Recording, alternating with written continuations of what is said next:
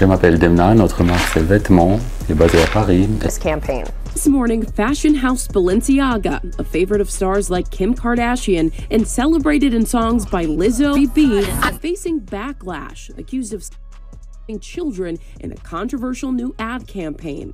The luxury brand now apologizing for these photos showing little girls in Balenciaga sweatsuits with plush bears and what appeared to be BDSM and... Alors les gars, aujourd'hui franchement on va parler d'un sujet, ce sera pas comme d'habitude où on rigole, tout ça. Ce sera toujours du quality time, mais on va parler de quelque chose de plus sérieux. Vous pouvez le voir, j'ai sorti le tailleur parce qu'on va parler de mode, on va parler de polémique, on va parler de choses très graves. D'ailleurs, je commence dans un trigger warning pour toutes les personnes qui ont du mal à regarder les vidéos en lien avec les agressions des enfants. On va parler de choses très graves. J'ai remarqué que le YouTube francophone n'en a pas vraiment parlé, c'est hyper grave et je pense qu'il y a beaucoup de prévention et juste vous allez voir, de toute façon je vais vous expliquer, je vais déchiffrer tout ça pour vous, mais il y a beaucoup de choses à dire sur cette polémique. Franchement, je suis dégoûtée. Générique.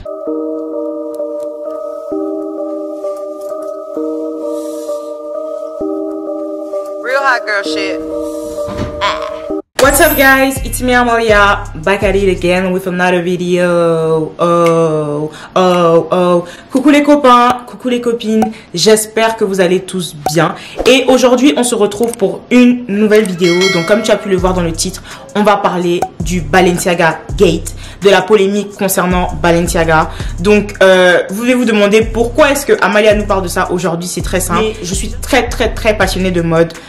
Je me renseigne énormément par rapport aux différentes maisons, aux différentes marques, etc. parce que c'est quelque chose qui me passionne. J'ai vraiment envie de vous transmettre cette passion pour la mode, mais aussi vous montrer les réalités en fait de ces maisons-là, parce que bien que souvent toutes ces grandes maisons de couture, tout ça, toutes ces marques, souvent elles ont un storytelling tellement fort, tellement puissant, elles ont tellement une légitimité, une renommée qui fait que même quand elles font des conneries en fait, ben c'est pas que ça passe sous silence, mais vas-y, tu vois. On va pas avoir cette même facilité à cancel. On va pas avoir cette même facilité à juste réagir et à vraiment dire les termes. Et aujourd'hui, le comparatif que je veux vraiment montrer, c'est que oui, par exemple, il y a quelques mois, je sais pas si vous êtes au courant, mais je pense que oui. Vous avez vu la polémique avec Kanye West. Vous avez vu tout ce qui s'est passé par rapport à ses propos. Vous avez vu aussi ce qui s'est passé avec Tiffany Haddish. Bon, là, c'est pas vraiment la mode, mais elle a aussi été sujette à de grandes accusations, etc.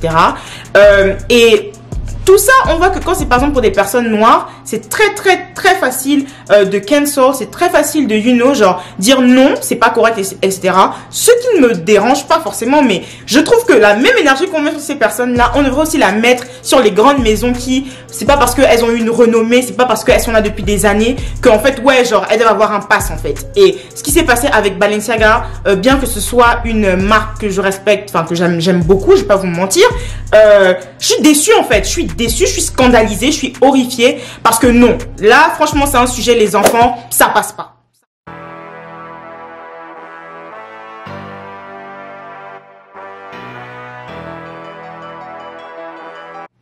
Alors, Balenciaga, c'est quoi cette marque? D'où ça vient, etc. Donc, la marque Balenciaga, de son nom, vient de Cristobal Balenciaga, qui est un couturier et modéliste espagnol. Donc, il a fondé Balenciaga en Espagne, si je me trompe pas. Je pense qu'il est originaire, de la province basque, en Espagne. Enfin, du moins, il vient de Gretaria, qui est une ville espagnole.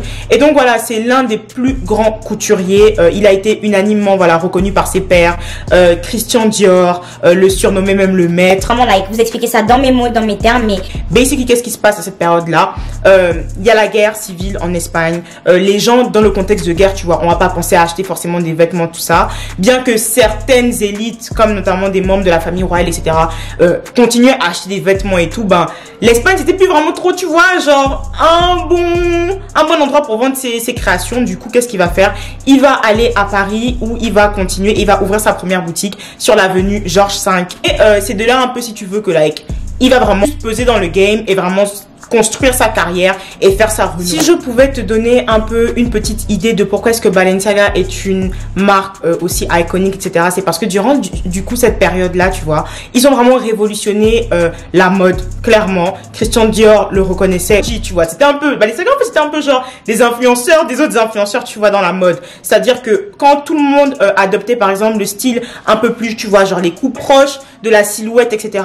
Balenciaga allait totalement à l'extrême. Ils étaient vraiment plus dans les coupes un peu plus larges, tu vois. Les coupes oversize, comme tu peux un peu le voir derrière. Enfin, ça va arriver plus tard. Mais voilà, vraiment, ça, c'est l'identité de la marque reposait beaucoup sur ça, tu vois. Son esthétisme, c'est qu'ils étaient très avant-gardistes, notamment avec l'iconique robe genre tunique. Tu vois, je te mettrai une photo juste ici. Voilà, c'est juste pour te dire qu'à un moment où tout le monde, tu vois, faisait un certain style de robe, du moins, respectait certaines règles de la mode, ben, Cristobal Balenciaga, lui, il faisait contrairement, il faisait pas du tout ça, en fait, tu vois. Et c'est ce qui fait que Balenciaga est vraiment reconnu comme, tu vois, des OG. Balenciaga, il a eu à former, tu vois, il a inspiré de nombreux couturiers comme Oscar de la Renta, tu vois, comme Givenchy, genre vraiment c'est quelqu'un, tu vois ce que je veux te dire, c'est vraiment quelqu'un, surtout dans un contexte où ça n'a pas toujours été facile pour Balenciaga. Il a commencé, je pense, en aidant sa mère ou un truc comme ça, ensuite ensuite il a vraiment lancé sa marque quand il a quitté l'Espagne, qui s'est installé à Paris, tout le tralala. Après ça, il y a eu encore la Deuxième Guerre mondiale, tu vois, ça n'a pas toujours été évident, mais malgré le temps, malgré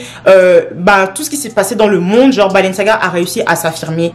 Balenciaga en 2021, c'est 2,3 milliards de dollars. Est-ce que tu vois un peu le bail? On n'est pas dans les hop. Cette maison, du coup, de couture, de haute couture, tu as des directeurs artistiques qui ont vraiment contribué au succès de Balenciaga. Par exemple, Nicolas Schecker, tu vois, qui est ensuite devenu le directeur artistique de Louis Vuitton et qui a notamment inventé le Silly Bag, juste ici, tu vois, qui est un sac qui a vraiment fait beaucoup de bruit dans les années 2005-2006, si je dis pas de bêtises. Après ça, tu as Alexander Wang aussi qui a suivi. Aujourd'hui, enfin du moins depuis quelques années maintenant, le directeur artistique qui a succédé à Alexander Wang est Demna Gvasalia, j'espère que je dis bien son nom, qui est en fait un créateur. D'ailleurs, il a participé au prix LVMH, sa marque vêtements. Je m'appelle Demna, notre marque c'est Vêtements, est basée à Paris et c'est notre 3e saison.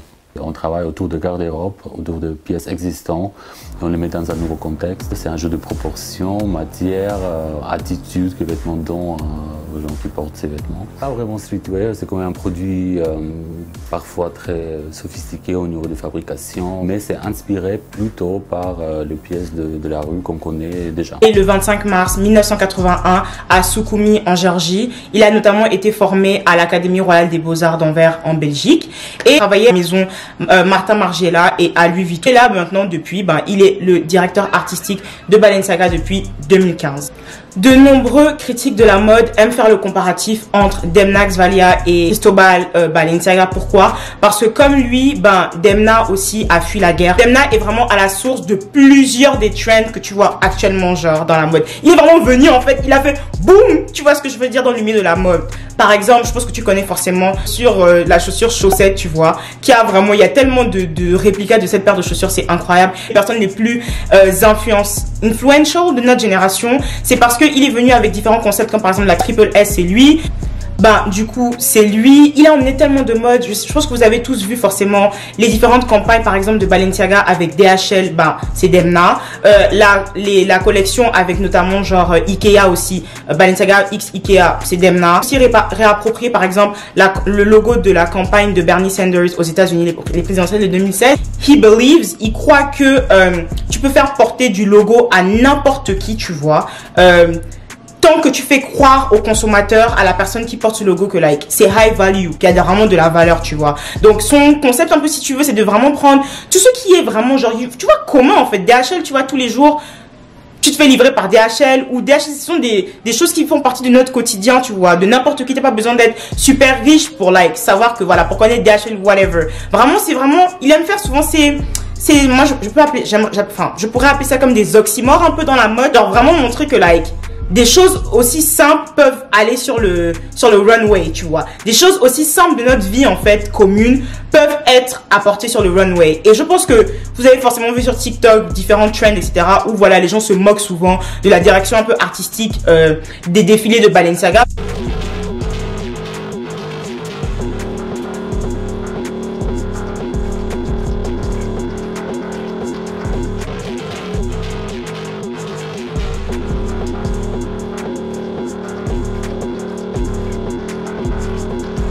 Parce que souvent c'est très étrange, c'est très sorti de nulle part, tu vois. C'est souvent un peu futuriste, un peu chelou, etc. Et c'est ça, c'est parce que c'est vraiment ça l'identité de Demna. Il a vraiment un esthétique genre très moderne, tu vois, très sombre. très sombre. Il est un peu dans cette sublimation des choses ordinaires. Pourquoi est-ce que les gens sont sur le dos de Balenciaga? Qu'est-ce qui a fait qu'aujourd'hui les gens sont scandalisés et appellent même au boycott, voire à la cancel, à la cancellation, à le fait que tout le monde soit en mode que on ne veut plus de Balenciaga en fait, genre qu'est-ce qui se passe? Basically, je vais vous faire un petit récap. Alors, Balenciaga sort sa collection printemps-été 2023, ok? Et ils font du coup une campagne sur leur site web avec des photos pour justement vendre cette collection-là. Et sur cette campagne-là, on peut apercevoir des enfants qui posent notamment avec des nounours des nounours BDSM genre style. Bon, je sais pas si vous connaissez tout ce qui est BDSM et tout. Personnellement, j'ai pas trop envie d'en parler, donc allez sur Google 2 minutes genre et cherchez ce que c'est. Mais en gros, ce sont des pratiques tu vois, où je sais que c'est vraiment lié à tout ce qui est, tu vois, la douleur, la souffrance. C'est vraiment des kinks comme on dit en anglais, genre ce sont des fétiches, tu vois. Pas les fétiches dans le sens des Africains, mais des fétiches en mode genre des kinks. Tu vois ce que je veux dire, des préférences un peu qui sont beaucoup centrées autour de la douleur et souvent pas vraiment du consentement, tu vois, genre c'est à la limite avec le consentement, c'est bref. Et donc comme vous l'avez compris, c'est très dark, bandage, il y a des harnais, enfin il y a vraiment un peu de tout. Mais ce qui a vraiment perturbé les internautes, c'est le fait qu'il y ait en fait sur ces campagnes là des documents qui faisaient allusion notamment à des cas de notamment d'un case qui a été mené à la Cour suprême, qui s'appelle like the Supreme Court vs Williams. Donc c'est ça le nom un peu du procès, si tu veux un peu, tu vois, de la loi, tout ça. Et en gros, c'est quoi ce cas-là? C'était le Protect Act, tu vois. C'est une loi en fait fédérale en gros qui interdit et criminalise tout ce qui est en lien avec la promotion, la publicité d'images, tu vois, où on voit des enfants qui font des choses pas très catholiques, tu vois ce que je veux dire, enfin tout cet environnement là de en lien avec les enfants. Vraiment cette loi là vise à criminaliser et à interdire la production d'images, enfin la publicité de ce genre de choses. C'est vraiment, en plus de ça, tu as aussi des enfants avec notamment un teddy bear, par exemple sur ce nounours là que le nounours a un panda eyes. Les gars, franchement je vais pas vous cacher, pour cette vidéo j'ai dû faire beaucoup de recherches et j'ai été traumatisée parce que je connaissais pas du tout ce genre de choses. Et là, encore une fois, je mets un trigger warning pour toutes les personnes qui sont sensibles. Mais c'est quoi le panda eyes et pourquoi est-ce que les gens sont complètement offusqués du fait de voir des enfants avec tous ces symboles-là, en fait. C'est tellement dérangeant. Mais en gros, le panda eyes, le panda eye, c'est une pratique envers du coup qui implique des enfants. Et en gros, si vous voulez, pourquoi est-ce qu'on appelle ça panda eyes? C'est parce que suite à ces pratiques là, les enfants peuvent avoir des cernes dues aux violences et aux traumas de cet acte là. Un panda, tu vois, genre un œil au beurre noir, en gros, c'est un peu ça l'idée. Personnellement, comme je vous ai dit, il y a beaucoup de gens qui connaissaient pas ce terme. Et en général, quand tu connais pas un terme, tu fais des recherches et tu vas sur Google. Et en général, pour tous ceux qui, voilà, les mots comme ça, il y a Urban Dictionary. Je sais pas si vous connaissez, mais en gros, c'est un dictionnaire sur internet, en gros. Mais c'est vraiment tout ce qui est slang. C'est genre en mode, tu vois, il y a les petits mots un peu de l'argot, en fait. C'est vraiment l'argot. Ils expliquent en général tous les termes, l'argot anglophone ou en tout cas tous les mots de la culture en général. Tu vas regarder ça sur Urban Dictionary. Et donc c'est ce que les gens ont fait. Et pour vous dire, tellement en fait tout le monde a été scandalisé, tout le monde allait chercher ça. Urban Dictionary a retiré le mot sur sa plateforme parce que c'est vraiment dérangeant. C'est juste pour vous donner une petite idée de l'impact qu'a cette polémique.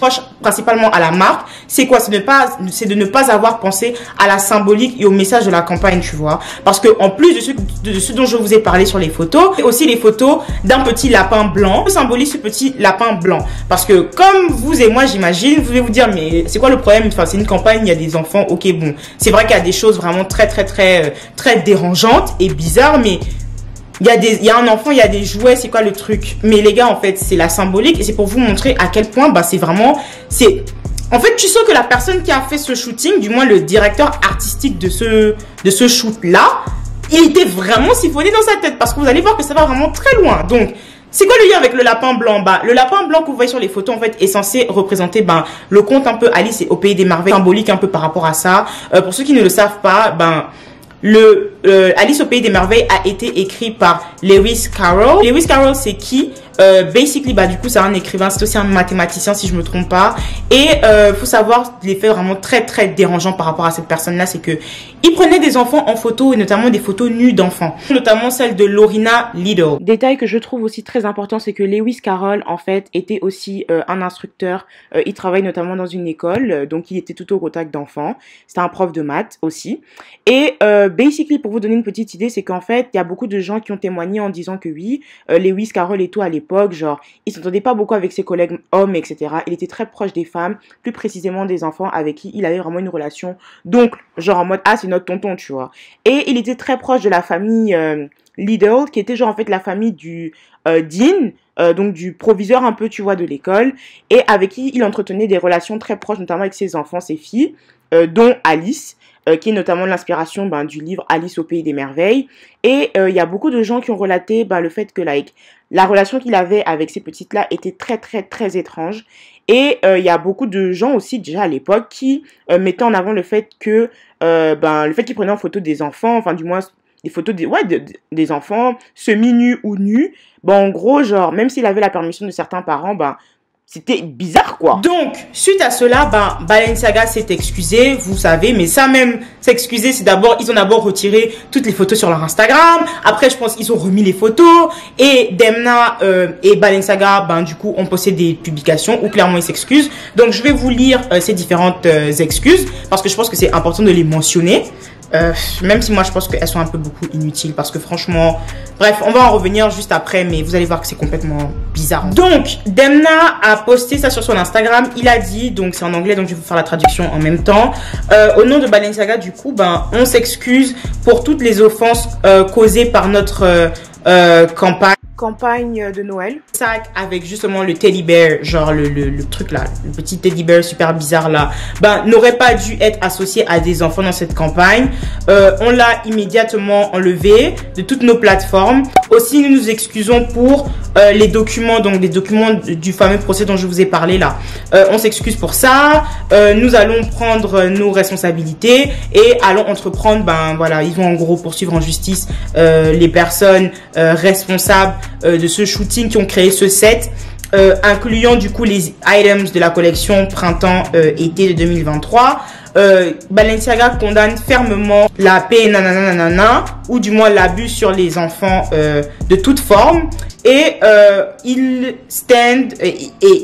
affirment au soutien, du moins au dévouement envers la protection des enfants et du coup de leur bien-être. En gros, c'est ça. Donc, par rapport à ces excuses-là, ça va vraiment générer un gros boom. Parce que les gens, qu'est-ce qu'ils vont dire? Ils vont dire que oui, clairement, c'est trop facile pour une aussi grande marque comme Balenciaga de remettre la faute juste sur les personnes responsables de ce set. Les gens sont en mode, mais attendez, le photographe, comment est-ce qu'un photographe a pu laisser passer ça? D'ailleurs, le photographe qui est responsable de ces photos-là s'appelle Gabriele Galimberti.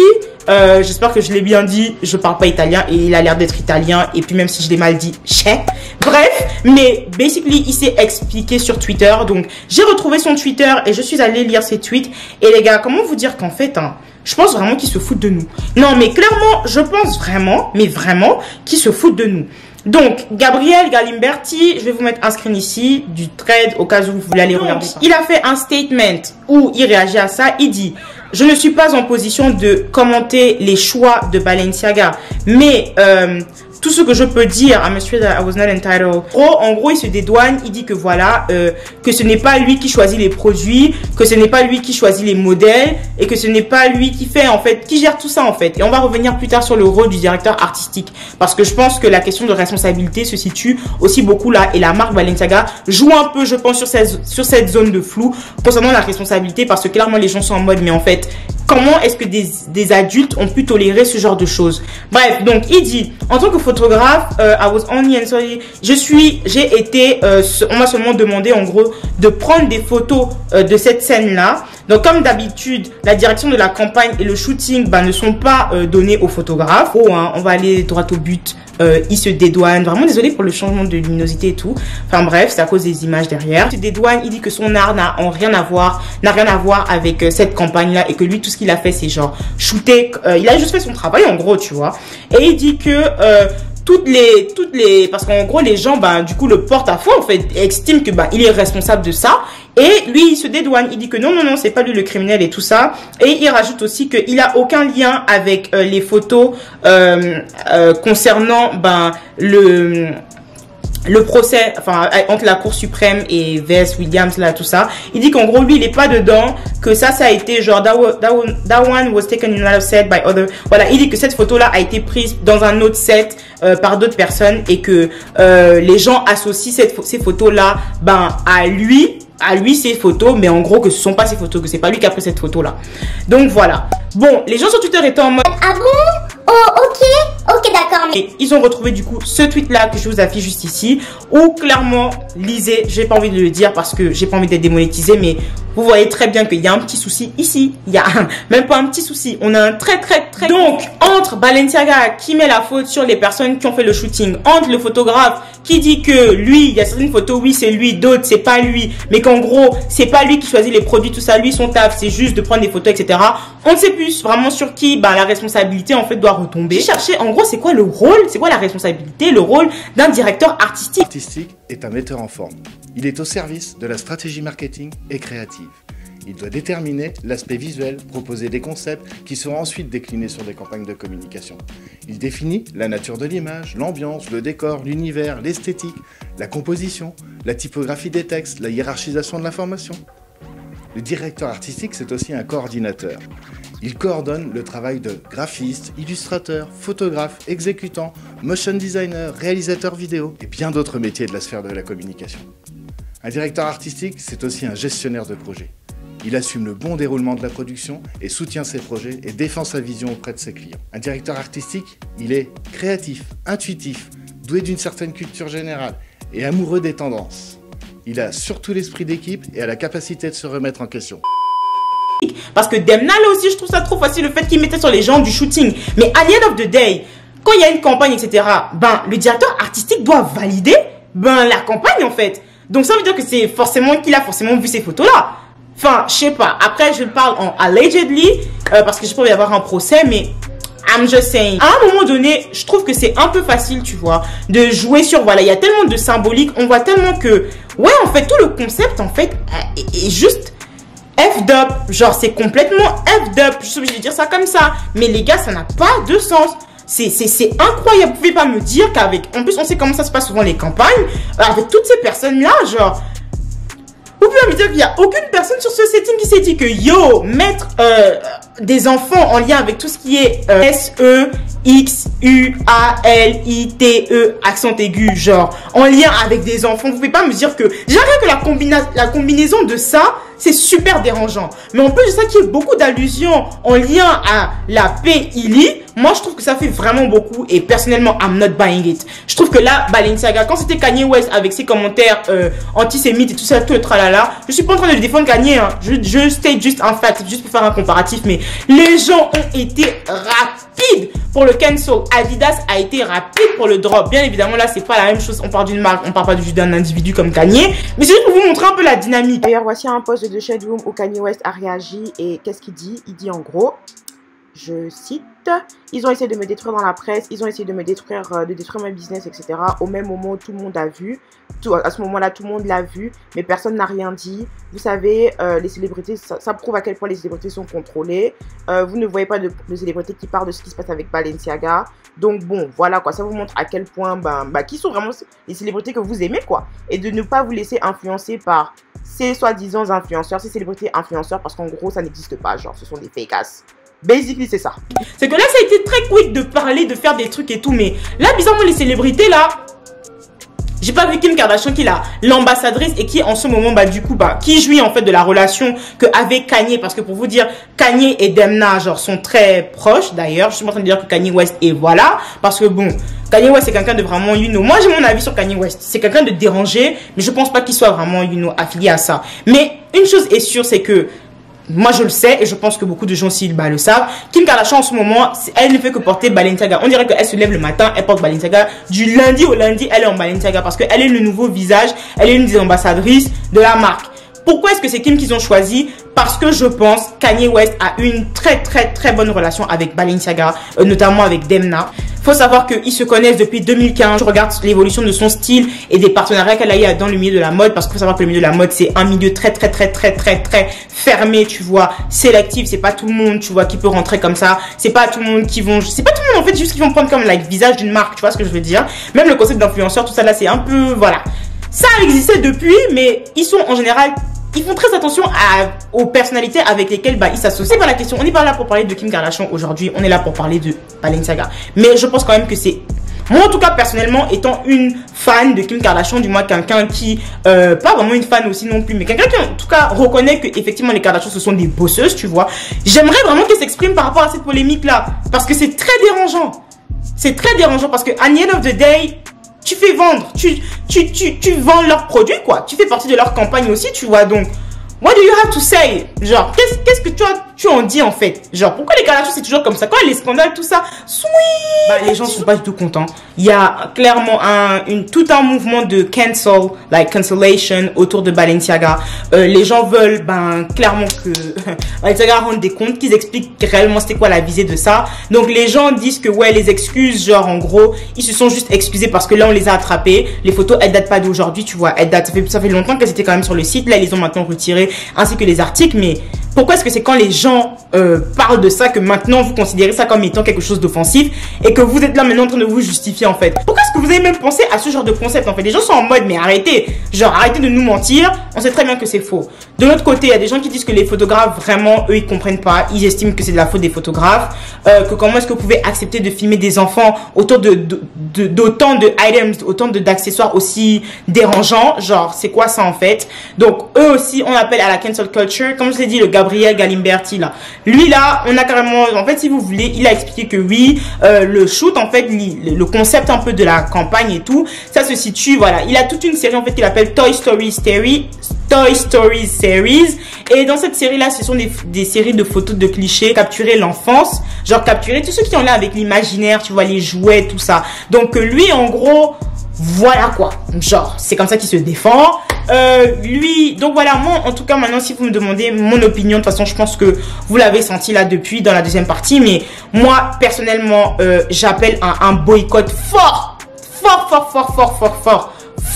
de Balenciaga. Clairement pour moi c'est inacceptable. Je suis quelqu'un en tout cas de très passionné, j'adore la mode. Je ne nie pas le génie de Balenciaga, du moins des produits, mais je suis désolée, à un moment donné, l'humain passe avant tout, en fait. L'humain passe avant l'argent, l'humain passe avant, ouais, genre, toute cette industrie-là, et pour moi, c'est super dérangeant. Je sais pas, là, franchement, j'ai pas non plus beaucoup de pièces Balenciaga, j'en ai quoi? Ouais, j'ai la Speed, la chaussure, chaussette, là, etc., machin, mais... Je ne vous cache pas que en tout cas, je ne sais pas de quoi est fait demain. J'ai pas envie de me prononcer directement, mais je pense fortement que je vais arrêter de porter certaines de leurs pièces. Du moins, en tout cas, je vais y réfléchir à 2 fois. Parce que bien évidemment, bon, c'est vrai que c'est de la faute du directeur artistique. Mais dans les maisons de mode, il faut aussi savoir, les gars, que genre... Chaque directeur vient avec ses concepts, tu vois. Donc, cancel toute une marque, toute une maison, tu vois, à cause du travail d'un directeur. Enfin, je sais pas comment t'expliquer. C'est comme si tu disais que tu voulais cancel toute l'entreprise parce qu'un employé a mal fait. Vraiment, ce que j'avance là, si vous avez des contre-arguments en commentaire, s'il vous plaît, je veux les entendre. Parce que si je dois changer d'avis là, dites-moi. Mais voilà, moi, c'est un peu comme ça que je le vois. C'est que c'est une grande entreprise. Il y a beaucoup de gens à l'intérieur, tu vois. Il y a des gens qui sont apparemment complètement starbés. Et t'as des gens aussi qui font juste leur travail normalement. Tu vois ce que je veux dire? Donc... Bien évidemment, moi, par rapport à Demna, je pense que la responsabilité, lui appartient. Clairement que c'est... En tout cas, je serais le patron de Balenciaga. Je considérerais fortement un petit licenciement parce que vraiment c'est une dingue. Les enfants, franchement, moi ça c'est une cause. C'est comme le féminisme. Pour ceux qui me connaissent sur Instagram, vous savez déjà ce que je pense de ça. Féminisme, racisme, cause LGBTQ+. Enfin, chacun a ses trucs. Même écolo là, mais moi s'il y a vraiment des combats, des choses où c'est inacceptable, c'est ça. Les enfants, on n'y touche pas. Et ça pour moi, je me dis même, j'ai tellement mal parce que même pour les... Je me demande en fait même les parents qui ont accepté que leurs enfants, parce que quand tu travailles avec des enfants, normalement, ils ont forcément un responsable, tu vois. Il y a forcément, les parents sont obligés d'être sur le set aussi. Je me demande comment est-ce que des parents ont pu tolérer, ont pu accepter que leurs enfants soient autour d'objets aussi abjects en fait. Comment c'est possible? Je sais pas, il y a tellement de choses qui se passent dans ma tête. Je me dis, mais moi, je suis maman, j'ai mon enfant qui fait, même si c'est Balenciaga, même si c'est la campagne de Elon Musk, je m'en bats les reins, mais genre, mes enfants sont impliqués dans ce genre. En fait, j'arrive pas à concevoir ça, j'arrive même pas à terminer mes phrases parce que les gars, je suis tellement choquée, je suis tellement énervée, je suis tellement like... C'est juste un truc de fou. Et je comprends pas pourquoi est-ce que le YouTube francophone n'en parle pas assez. En tout cas, j'espère que d'ici là, d'autres youtubeurs aussi vont en parler parce que clairement, ben... Non. Merci à toutes les personnes qui sont restées jusqu'à la fin de cette vidéo. J'espère que vous avez appris beaucoup de choses. Dites-moi en commentaire ce que vous pensez de cette polémique là. Est-ce que pour vous Balenciaga mérite d'être cancel? Est-ce que comme vous pensez, comme moi aussi, vous pensez que c'est le directeur artistique qui a mal fait son job et qu'on doit virer? Ou est-ce que vous pensez vraiment que non, on doit remettre en question toute la marque en fait, juste Balenciaga en général? Dites-moi en commentaire vraiment parce que je pense que bon, il y a peut-être pas de bonne réponse à cette question là. Ça diverge vraiment en fonction des personnes. Mais voilà, personnellement moi je suis déçue, je suis vraiment déçue. Et si dites-moi en commentaire si vous voulez plus de vidéos de ce genre. Bisous.